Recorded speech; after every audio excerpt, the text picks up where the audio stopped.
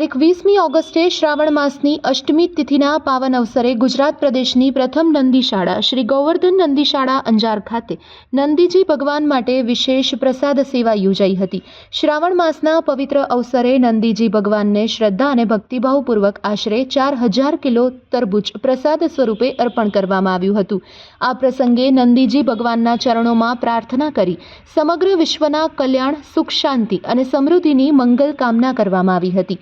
સનાતન સંસ્કૃતિ તથા ગૌસેવાનો સંદેશ સમાજમાં સતત પ્રસરતો રહે તેવી પ્રાર્થના સાથે આયોજિત આ પ્રસાદ સેવામાં ભક્તોએ ભાવપૂર્વક ભાગ લીધો હતો। શ્રી ગોવર્ધન નંદીશાળા અંજારમાં નંદીજીની સેવા માત્ર સેવા નહીં પરંતુ ભક્તિ, કરુણા અને સમર્પણનું પવિત્ર માધ્યમ માનવામાં આવે છે।